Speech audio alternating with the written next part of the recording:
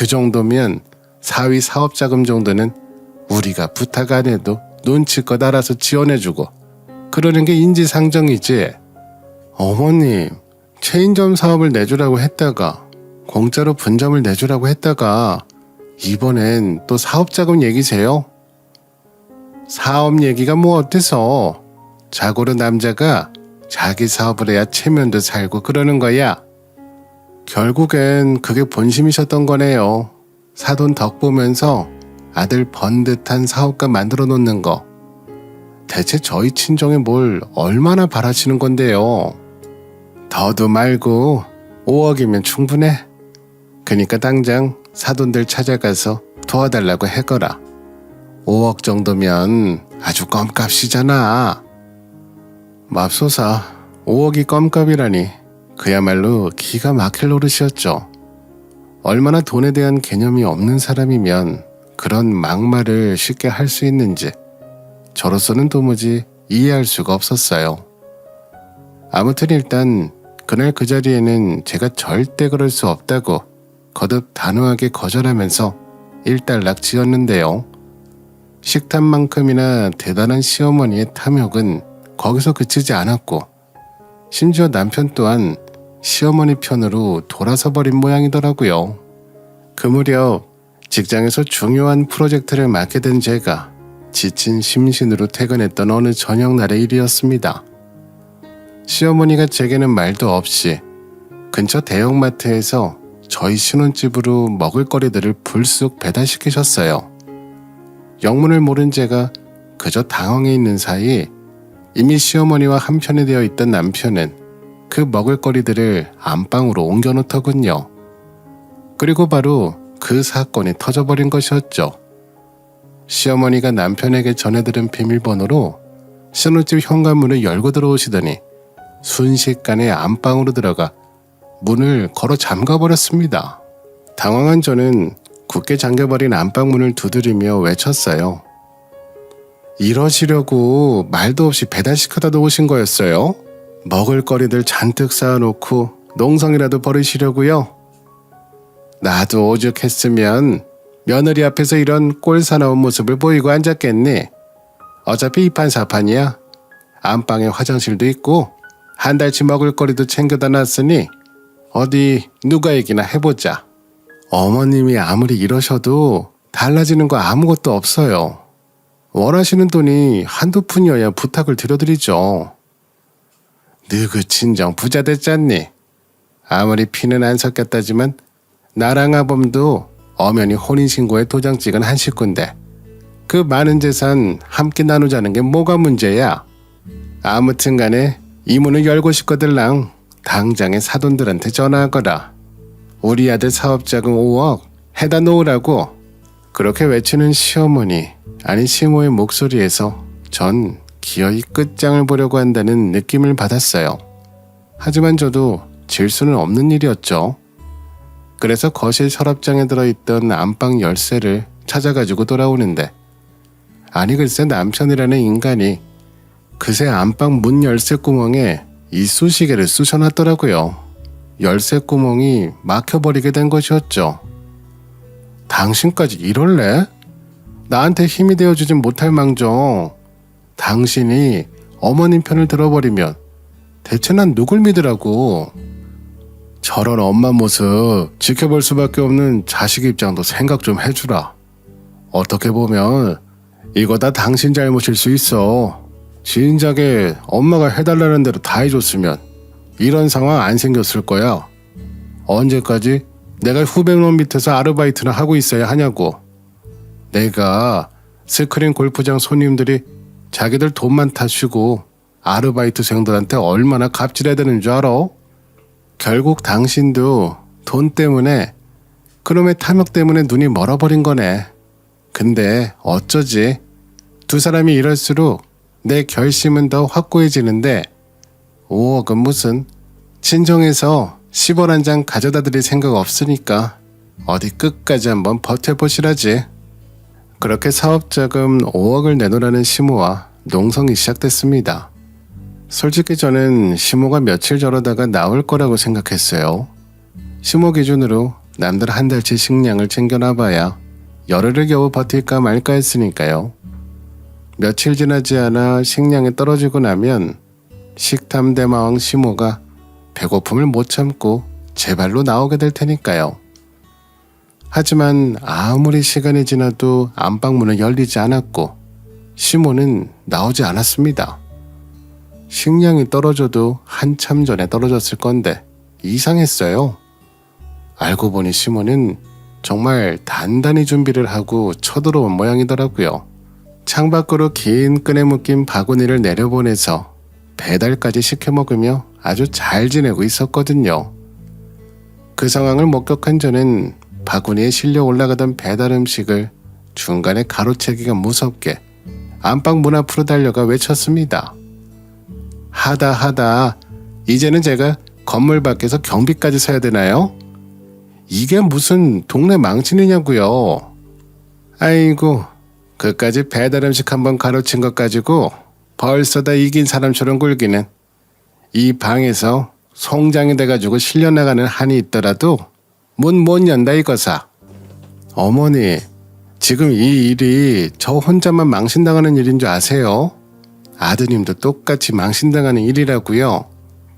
남편 체면 때문에 기어이 사업가로 만들고 싶다는 어머님이 이런 식으로 동네방네 망신살 뻗치게 만들면 안 되는 거잖아요.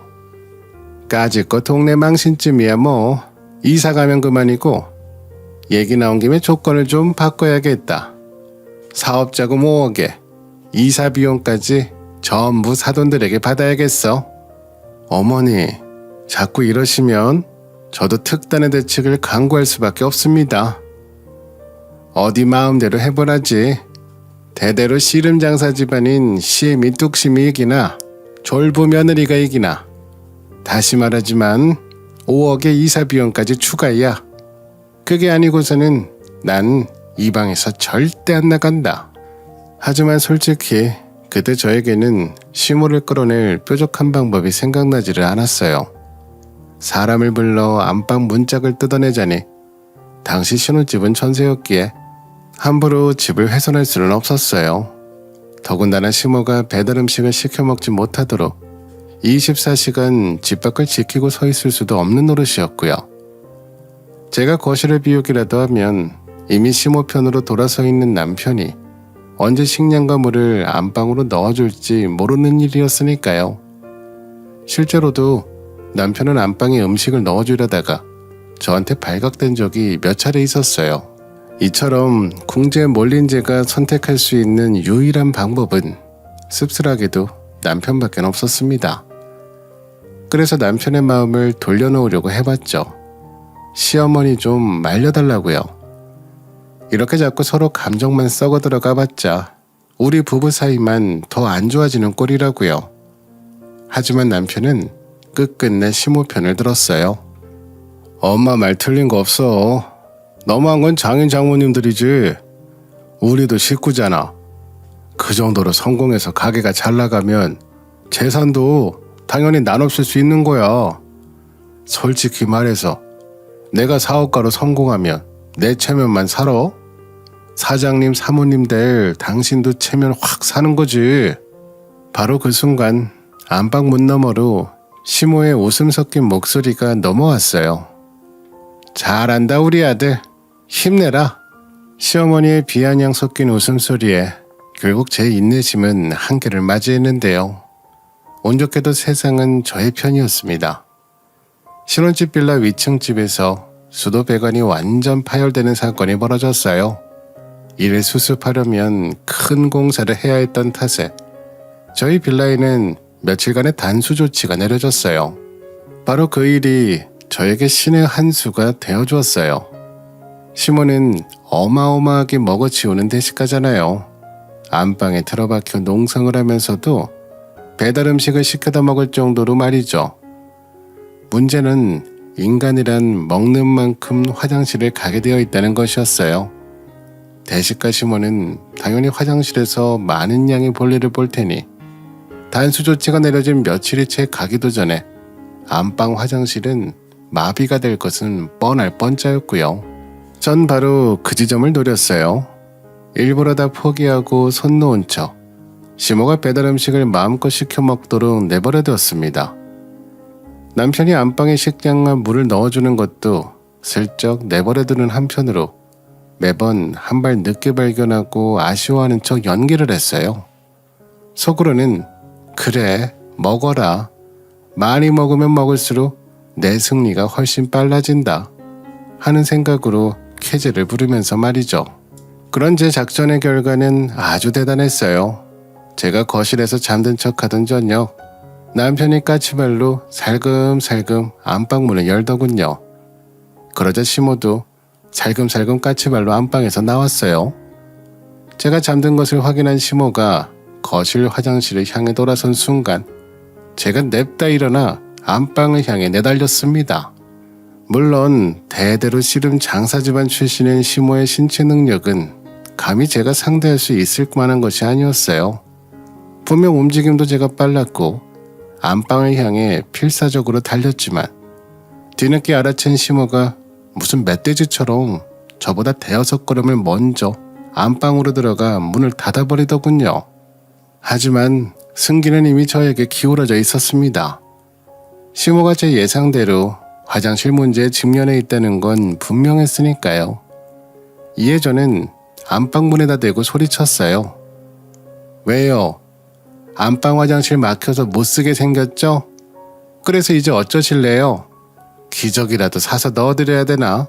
애도 아니고 천하장사 집안이 기저귀 신세라니 맙소사 무슨 망신이래요.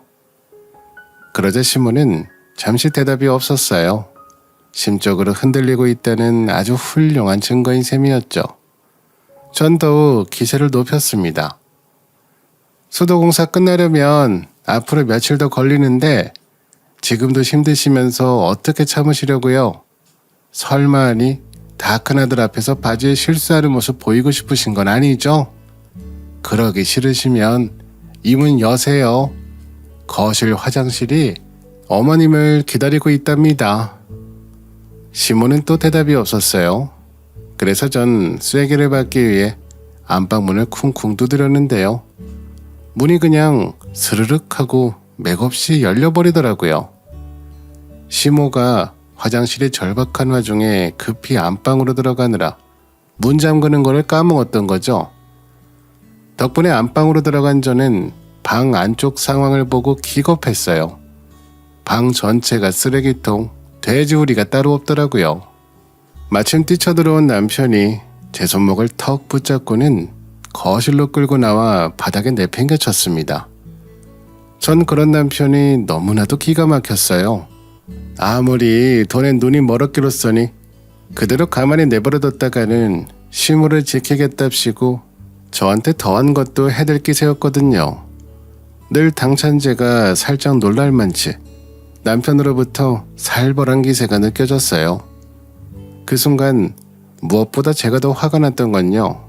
남편이 절 거실에 내던지기 무섭게 시모가 잽싸게 안방문을 걸어 잠갔다는 점이었어요. 몹쓸 모자가 짝짝꿍이 아주 잘 맞아서 더 화가 났던 저는 결국 남편을 단념하게 됐어요. 남편이 절대 제 편이 되어주지 않으리라는 사실을 깨달아버린 거죠.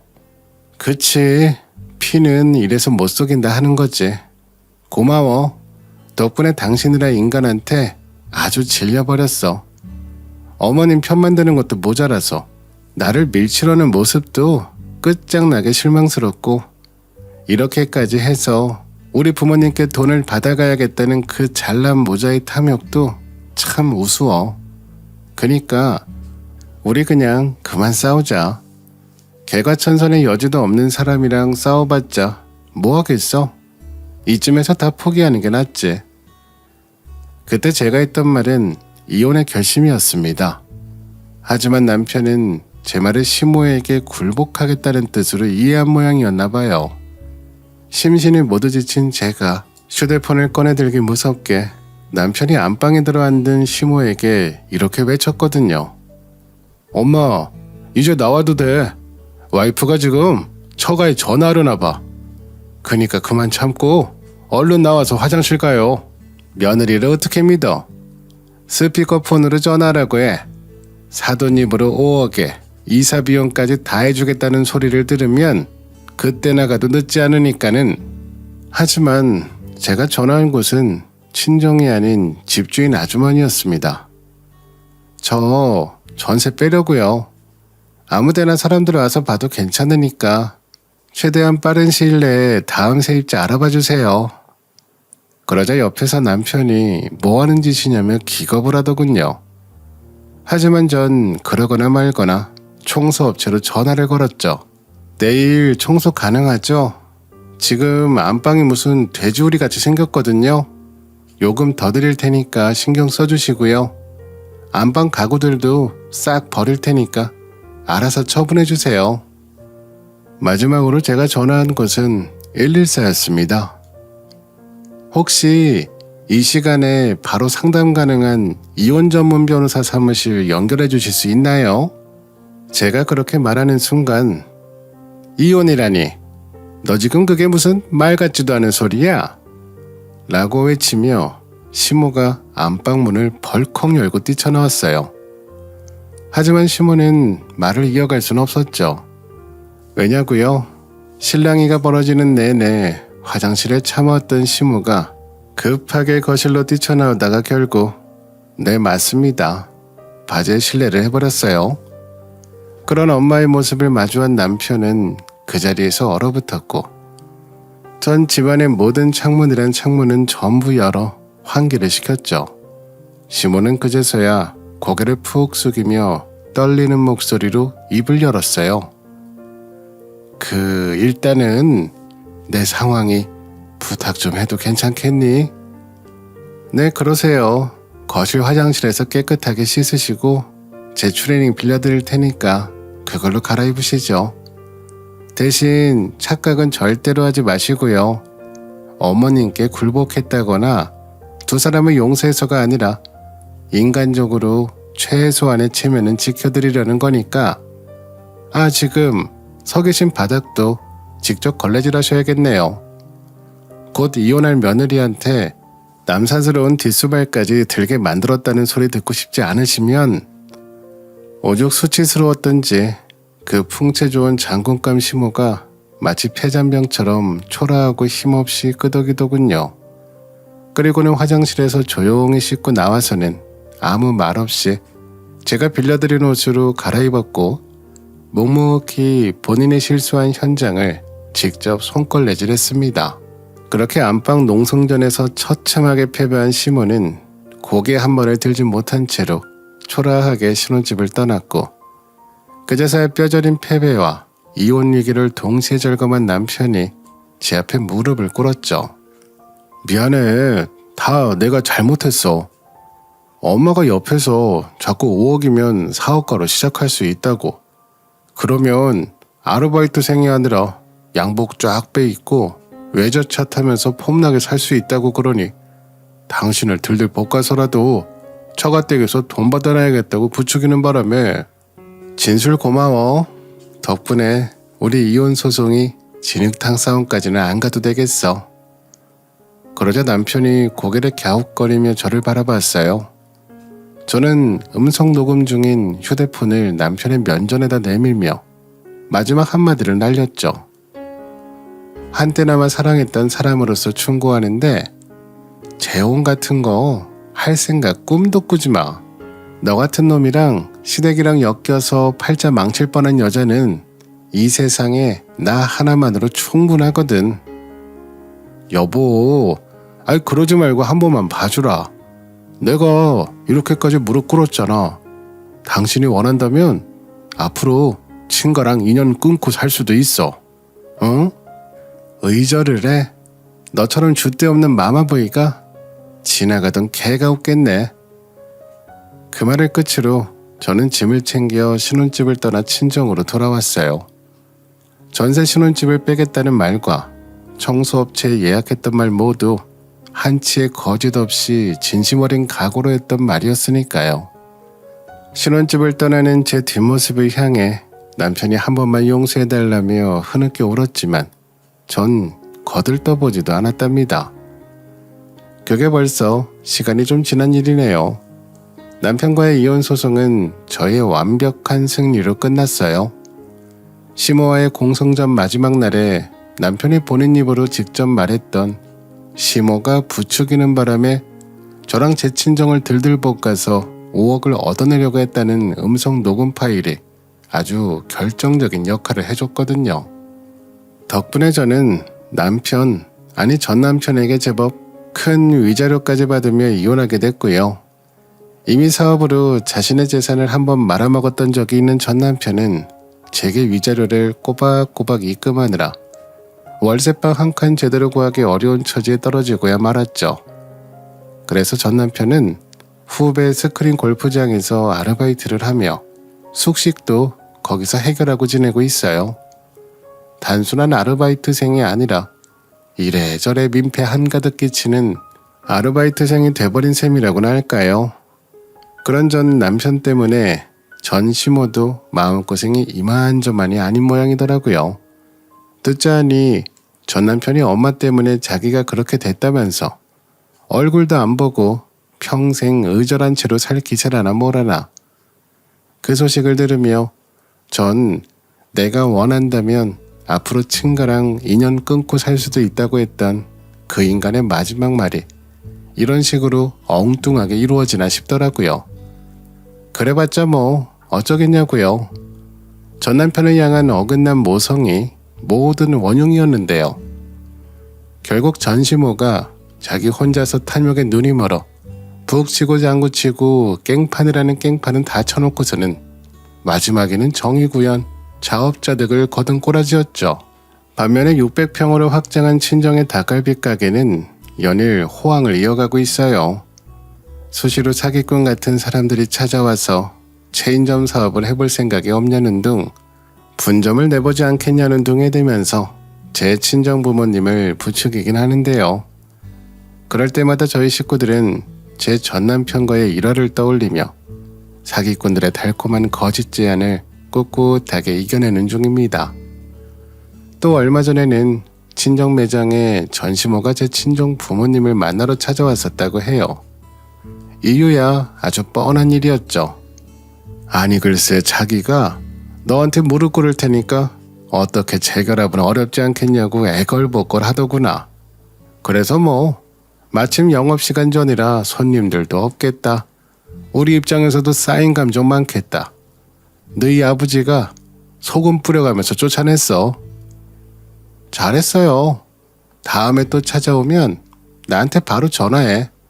내가 기저귀 한아름 사가지고 달려올 테니까. 그 여자 내 앞에서 보인 추태가 있어서 기저귀 들고 나타나면 바로 주랭랑일걸. 덩치가 산만하니 장군감이던 여자가 아주 반쪽이 되어 찾아왔어. 마음고생이 엄청 심했는가. 살 조금만 더 빠지면 이쑤시개처럼 되겠던데. 그래서요 엄마, 지금 그 여자 동정하는 건 아니죠? 동정은 무슨, 무릎을 꿇든 말든 장군감이 비쩍 마른 장작개비가 되든 말든 다시는 그 집안이랑 상종도 안 해. 화장실도 그쪽 집안 방향으로 문이 나 있는 화장실은 들어가지도 않을 거야. 네, 전 정말로 그럴 생각입니다. 전 남편과 전시댁이 지금보다 훨씬 풍비박산이 나는 한이 있더라도 그래서 무릎을 꿇는 게 아니라 머리를 바짝 조아리며 애걸복걸해봤자 제가 그들에게 해줄 대답이라고는 이 비웃음 딱 하나밖에 없어요. 이미 배 떠난 지 한참이야. 그러게 있을 때 잘해지 그랬냐 이 모질이들아. 제 사연은 여기까지입니다. 끝까지 들어주셔서 감사해요.